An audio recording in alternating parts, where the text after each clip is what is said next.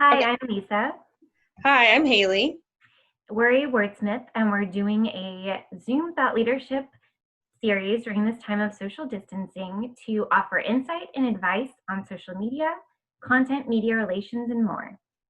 Today we're going to talk about why compassionate leadership is more important than ever. So to kick it off, Lisa, could you just explain what it means to be a compassionate leader? So, compassionate leadership is fundamentally about putting people at the heart of everything you do. It's about leading with authenticity, humanity, humility, and vulnerability.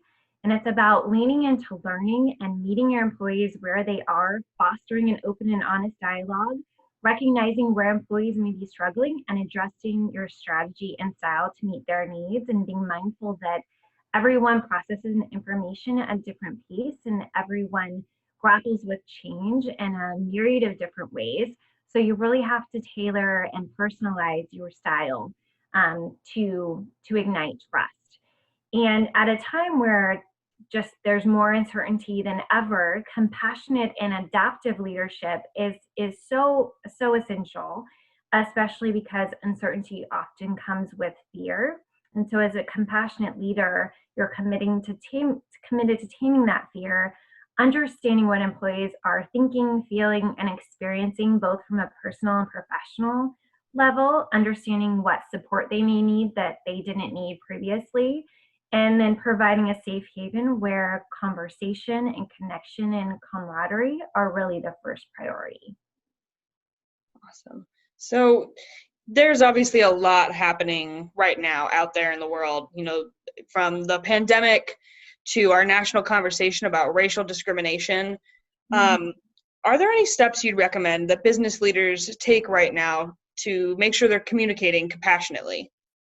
Yes, as thank you for asking that question. It's such a great one right now. I think as systemic racism and injustice and combined with this global pandemic has really upended our world, leaders really must put aside their agenda, especially if their original plan of action or communication can feel unimportant or really insensitive at a time where people are really experiencing a lot of pain and hurt and anger.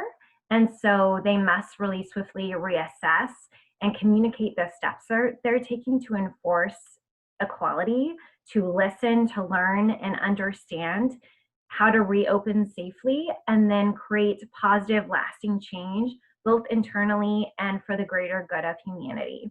As leaders, it's really important to guide your team through uncharted waters, to reassure them that the company's values and ethical standards remain intact. And that really helps ignite confidence and optimism and positivity in the future direction of the company. It's a time to be an advocate for change, to be an ally, and rally behind the shared mission and values of your people, of your community, of your clients, and of your greater purpose.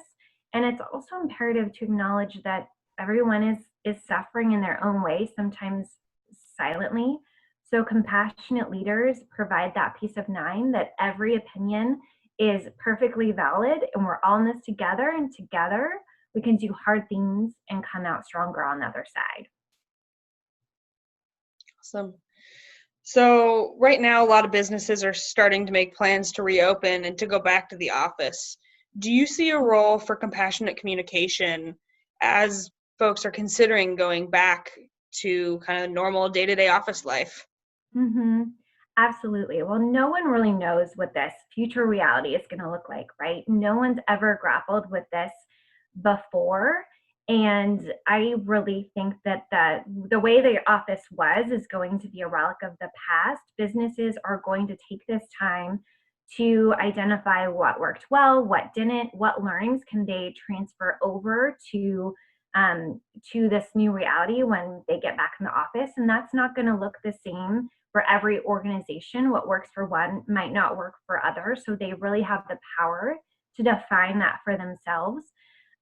Once the infection point has reached a safety level that they feel comfortable reopening. But with that, ultimately, it's going to come with a level of fear of employees for their safety. And so you're not going to be perfect overnight. So I think there's still some key things for leaders to consider to put that fear to rest. It's really about being crisp about the vision, about your anchor narrative, about the future direction of the company, especially if that future direction is going to look completely different from what initially was laid out. It's about identifying your stakeholders that can be delivering that message and be comfortable championing that for the team. That's about identifying who are the internal ambassadors that can reassure the team that the one team mindset and the values and mission is still intact and it will only get stronger, and here's why.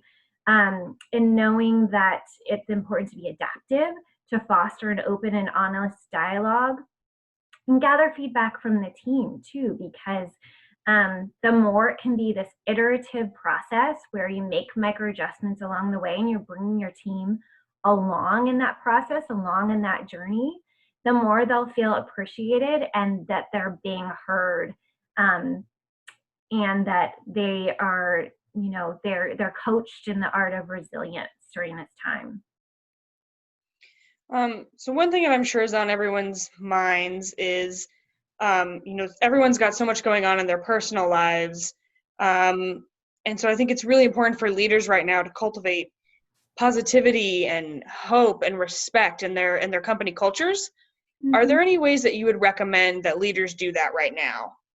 Absolutely. I think first off, it's about putting your personal agenda aside. As a leader, employees really look to you for direction. So it's imperative to put that stake in the ground, set the tone for the culture and the values that you hold dear and that you want to be part of the organization. It's about putting the success of others, of your team, before your own, and knowing that you only grow together. And that means growing yourself as a leader and being really self-aware. And you can do this by being people first, being service led, encouraging a diverse flow of ideas that empower your team to think freely and share feedback openly, versus just trying to model your own perspective. You can also shape the new culture by fostering an environment that empowers and engages your team, making sure that everyone is treated with the utmost respect, the same level of respect that you would treat a client, and that you're very clear and transparent about what they can expect moving forward. And then I think finally, it's about being a steward of that new story for your organization, infusing energy, passion, and a compassionate mindset into every communication, because truly it's teamwork that makes the dream work. I love that. That's something we say a lot on our team.